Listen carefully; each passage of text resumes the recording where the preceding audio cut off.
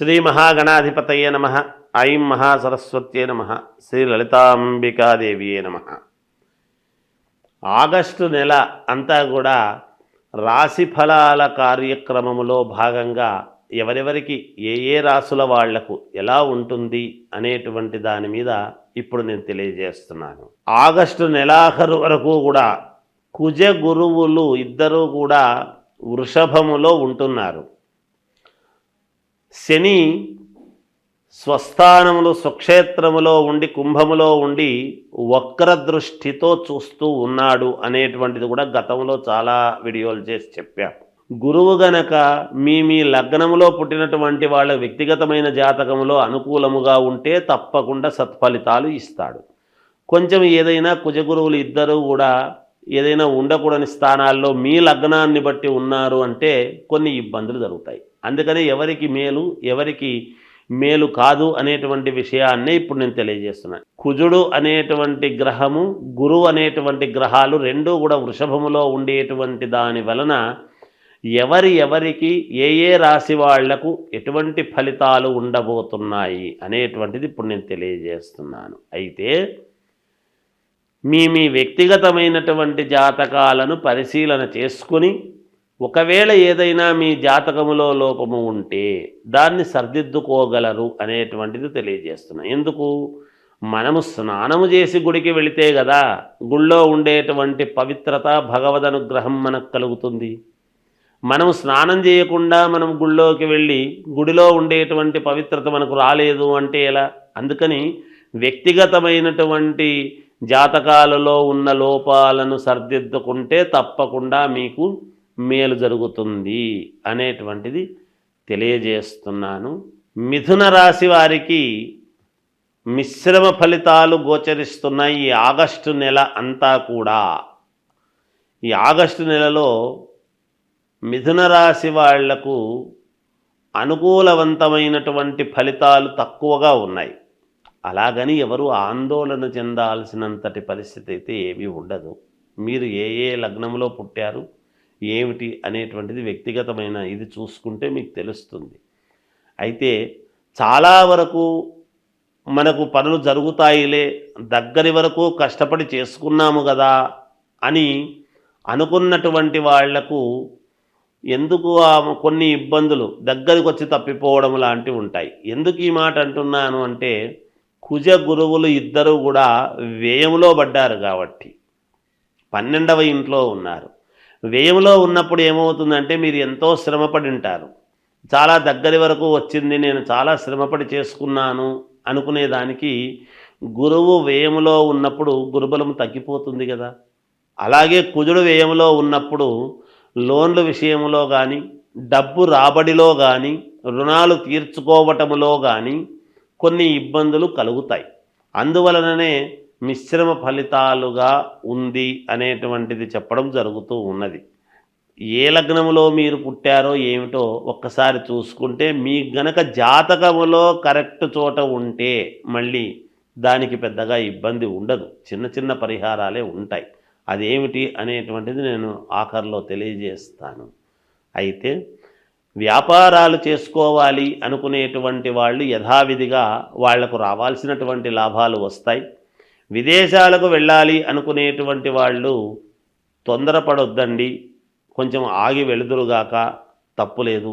కొత్తగా వ్యాపారాలు మొదలుపెట్టాలి అనుకునేటువంటి వాళ్ళు కూడా కొంచెం ఆగి నిదానముగా ఆచితూచి ఆలోచన చేసి చేసుకోండి. ఉద్యోగాలు కావాలనుకునేటువంటి వాళ్ళు ప్రయత్నం చెయ్యండి, తప్పులేదు, ప్రయత్నం చేసుకోవచ్చు. విద్యార్థులకు మాత్రము మంచి అనుకూలవంతముగానే ఉంటుంది కాకపోతే కొంచెము శ్రద్ధ పెట్టి దాని మీద కొంచెం ఎక్కువగా శ్రద్ధ పెట్టి చేసుకుంటే మీకు సత్ఫలితాలే మీరు పొందుతారు గాక. ఇక రియల్ ఎస్టేట్ వ్యాపారం చేసుకునేటువంటి వాళ్లకు కానీ రాజకీయాలలో ఉండేటువంటి వాళ్లకు కానీ సినిమా రంగములో ఉండేటువంటి వాళ్ళకైనా ఎవ్వరికైనా గురువు కుజుడు వ్యయములో ఉండేటువంటి దాని వలన కొన్ని చిన్నపాటి ఇబ్బందులు అనేటువంటివి తప్పకుండా ఉంటాయి ఈ మాసమంతా కూడా. కానీ ఈ మాసము దాటితే మళ్ళీ అన్నీ యోగవంతమే. మీరు వ్యక్తిగతంగా చూసుకుని ముందుకు వెళ్ళండి. పరిహారాలు ఇంకా మీకు మంచి పరిహారము ఉన్నంతలో మేలు జరగడానికి ఏమి చేసుకుంటే బాగుంటుంది అని గనక మీరు అనుకున్నట్లయితే అమ్మవారిని ఆరాధించండి, ఆంజనేయ స్వామిని ఆరాధించండి. తప్పకుండా మీకు సఫలీకృతులై మేలు జరిగే అవకాశాలు ఎక్కువగా ఉంటాయి అని తెలియజేస్తున్నాను. శ్రావణ మాసము వచ్చింది అంటే అందరికీ గుర్తొచ్చేది ఏమిటి అంటే వరలక్ష్మీ వ్రతం. అసలు వరలక్ష్మీ వ్రతం చేసుకుంటే ఏమొస్తుంది, ఎందుకు చేస్తున్నాం మనం అనేటువంటిది ఒక్కసారి మనం ఆలోచన చేసుకోవాలి.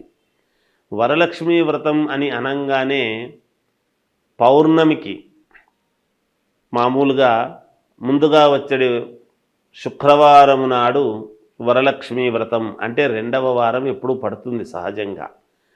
అలా శుక్రవారము నాడు వరలక్ష్మీ వ్రతం అనేటువంటిది మనం వ్రతకథలో చెబుతాం. చారుమతీదేవి ఎందుకు చేసుకుంది ఏమిటి అనేది. అంతేకాకుండా 16 కుడుములు వాయనము ఇవ్వటము ఇవన్నీ కూడా ఉన్నాయి. అసలు వరలక్ష్మీ వ్రతం అని మనం చేసుకోవటంలోనే వరాలు ఇచ్చేటువంటి లక్ష్మీదేవి. లక్ష్మీ ధనమే ఒక వరం. అదే కాకుండా ఇంకా ఏమిస్తుంది అమ్మవారు అంటే సౌభాగ్యం. సౌభాగ్యం అంటే ఏమిటి? ఆడవాళ్ళు చేసుకునేటువంటి వరలక్ష్మీ వ్రతములో భర్త, కుటుంబము అంతా కూడా, పిల్లలు అందరూ కూడా క్షేమముగా ఉండటానికి దోహదపడుతుంది. ఏ స్త్రీ అయినా ఏమి కోరుకుంటుంది? తాను బాగుండాలి అనుకునే దానికంటే కూడా తన భర్త, పిల్లలు, అత్తమామలు అందరూ కూడా బాగుండాలి అనేటువంటి దృక్పథముతోనే ఎప్పుడు కూడా ఆడవాళ్ళు ఈ పూజలు కార్యక్రమాలు చేసుకుంటారు. వాటిలో ప్రప్రథమముగా మొట్టమొదట వరలక్ష్మీ వ్రతం అనేటువంటిది. ఈ వరలక్ష్మీ వ్రతములోనే అందుకనే 16 మామూలుగా తమలపాకులు, 16 ఒక్కలు, 16 కుడుములు, ఇలా షోడశం అలా 16 అన్నీ పెట్టి చేసి మామూలుగా తోరం అది కట్టుకొని చేసుకుంటారు. ఆ తోరం కట్టుకోవడం కూడా దాన్ని ఏమిటంటే ఒకటి అమ్మవారుకు, ఒకటి ఈమె. తర్వాత ఈ వరలక్ష్మీ వ్రతము చేసుకున్న తర్వాత ఒక 5 మందికి కానీ, 9 మందికి కానీ, 11 మందికి కానీ ఎవరి శక్త్యానుసారం వాళ్ళు ముత్తైదువులకు మామూలుగా తాంబూలం ఇవ్వటము అనేటువంటిది ఆనవాయితీ. ఎందుకు అంటే సౌభాగ్యము అనేటువంటిది పుణ్యస్త్రీలు అంటే అమ్మవారు ఎవరి రూపములోనైనా మన ఇంటికి మనము చేసుకున్నటువంటి పూజా విధానానికి సంతోషించి ఎవరి రూపములోనైనా మన ఇంటికి రావచ్చును. సాక్షాత్తు లక్ష్మీదేవి, వరలక్ష్మీదేవి. అందుకని ఎవరి రూపములో వస్తుందో తెలియదు. ఆనాడు మనము నిజంగా మన మనస్సులో వీళ్ళని పిలవాలి, వాళ్ళని పిలవాలి అని అనుకుంటాము. కానీ ఆ పిలిచిన వాళ్ళు ఎవరు? కొంతమంది వస్తారు, కానీ పిలవకుండా కూడా కొంతమంది మనకు ఎదురై రండి అంటే వచ్చేవాళ్ళు వస్తారు. అందుకని మీకు ఉన్నంతలో, కలిగినంతలో శ్రద్ధగా చేసుకోండి.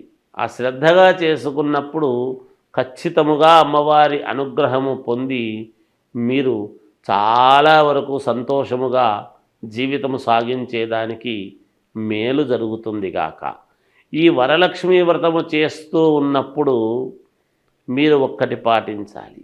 ఎందుకు అంటే ఆకుపచ్చని రవికలో కానీ లేదా శ్వేతవర్ణము తెల్లటి రవికలో కానీ మామూలుగా అమ్మవారు కాబట్టి మనము వరలక్ష్మీదేవి కాబట్టి మనం చేస్తూ ఉన్నటువంటిది ధాన్యము 5 పిరికెళ్ళు బియ్యం అందులో పోసి 5 కాయిన్స్ ఆ దాంట్లో ఆ రవికలో పెట్టి దానికి 3 ముళ్ళు వేసి అమ్మవారి దగ్గర పూజించిన తర్వాత అర్చన చేస్తాము చూడండి. అమ్మవారికి మామూలుగా లక్ష్మీ అష్టోత్తరం చేస్తాం. ఆ అష్టోత్తరము చేస్తూ ఉన్నప్పుడు ఆ రవిక గుడ్డ మీద గనక మీరు అష్టోత్తరము చేసినారు అంటే చేసిన తర్వాత దాని మీద ఉండేటువంటి కుంకుమ ఒక చోట ఒక పేపర్లో తీసుకొని దాన్ని తీసుకువెళ్ళి అట్లాగే మీరు బీరువాలో పెట్టుకోండి. తప్పకుండా ధనము మీకు చాలా వరకు ఎన్ని ఇబ్బందుల్లో ఉండేటువంటి వాళ్ళకైనా ఏదో ఒక రకంగా మీకు అమ్మవారి అనుగ్రహము పరిపూర్ణముగా కలగడానికి చాలా రకాల మార్గాలలో ఇదొక రకమైనటువంటి మార్గము. దీన్ని అందరూ పాటించి చేసుకోండి. తప్పకుండా మీకు మేలు జరుగుతుంది అని తెలియజేస్తూ జయోస్తు.